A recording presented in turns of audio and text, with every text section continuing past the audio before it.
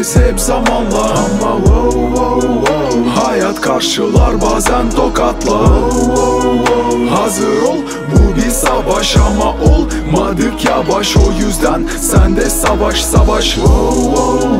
Öğreniriz hep zamanla. Ama hayat karşılar bazen tokatla.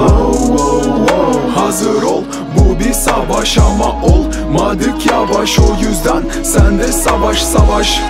Az bir zaman kalmıştı, başlayan her şey biterdi.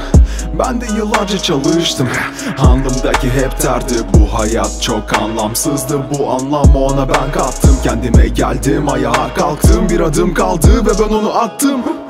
Yine okudum bütün verileri, yine batırdım bütün gemileri. Belki geriledim ama yine yerimdeyim. Bu zamanı da kaybettim ama dur, onu geri verin. Bu kağıtlar için her şeyi yapmaya hazırsın. Gucci, Prada, Fendi, Rolex ezberle, şarkında kullanırsın. Her gün bir savaş, her gün bin savaş. Kimmiş düşmanın, kimmiş arkadaş. Her gün bir savaş, her gün bin savaş. Kendimi buldum, artık yok telaş.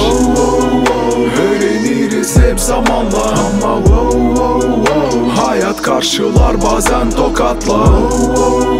Hazır ol, bu bir savaş ama olmadık yavaş. O yüzden sen de savaş savaş. Öğreniriz hep zamanla. Ama hayat karşılar bazen tokatla. Hazır ol, bu bir savaş ama olmadık yavaş. O yüzden sen de savaş savaş. Başkalarının tavsiyeleriyle çoğu insan harcar bu hayatını. Yıllar geçer, içine kapanır, kalbini boş verip kullanır aklını. Durun bir saniye, durun felaket, anlatayım sizi hiçbir şey saymadan. Düşmanını bulmak mı istiyorsun? En güçlü düşmanın bakıyor aynadan. Anla bunu, savaş içinde, savaş kendinle. Yıllar geçince geç mi sandın ama hiç geç değil. Koş koş koş hayalin peşinde. Kelimelerim benim mermilerim, anlamayı çok ister ama düşünmezlerin. Cevapları bulmak istiyorsan enlerine in ve düşünüp kendine sor, nerede yerin? Kaos. Öğreniriz hep zamanla. Ama hayat karşılar bazen tokatla. Hazır ol, bu bir savaş ama olmadık yavaş. O yüzden sen de savaş savaş.